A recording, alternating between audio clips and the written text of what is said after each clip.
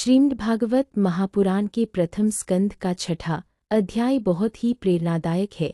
इस अध्याय का नाम नारजी का पूर्वजन्म और उनका निर्वाण है। पिछले अध्याय में नारजी ने व्यासदेव को अपनी कहानी सुनानी शुरू की थी। इस अध्याय में वे बताते हैं कि कैसे एक दासी पुत्र से वे देवर्षि नारद बने। मुख्य कथा प्रसंगे एक दासी पुत्र के रूप में नारजी का जीवन। नारजी बताते हैं कि पिछले कल्प में वे एक दासी के पुत्र थे। उनके पास न कोई संपत्ति थी, न कुल का सहारा, लेकिन उन्हें संतों की सेवा करने का अवसर मिला। संतों के जाने के बाद उनकी एकमात्र सहारा उनकी माता थी। एक रात उनकी माता को सांप ने डस लिया और उनकी मृत्यु हो गई। नारजी ने इसे भगवान की कृपा माना और उत्तर दिशा की ओर यात्रा पर निकल पड़े। दो गहन ध्यान और भगवान का दर्शन।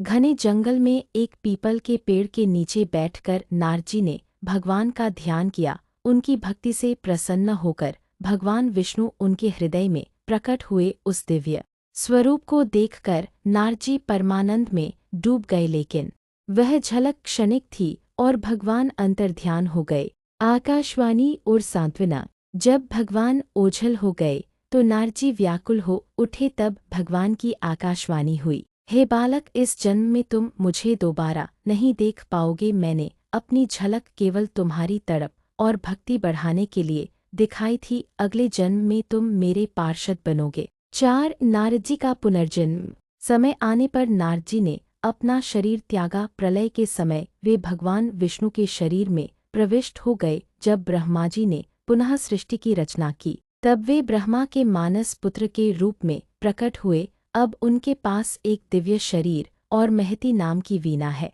जिससे वे निरंतर हरि गुणगान करते रहते हैं।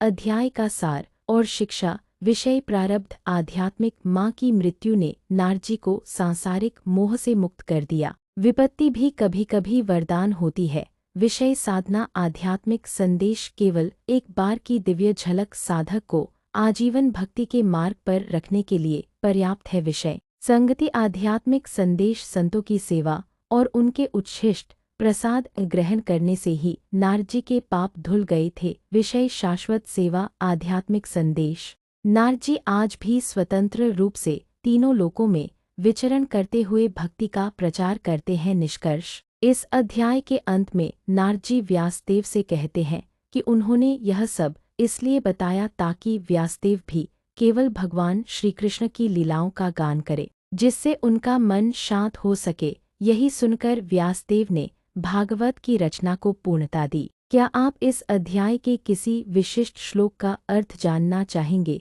या अगले अध्याय 7वें अध्याय की चर्चा करें? विचार और प्रेरणा। सुविचार। अगर आप शांत और सार्थक समय बिताना चाहते हैं तो महापुरुषों के विचार या सुंदर कविताएं पढ़ना एक अच्छा विकल्प है।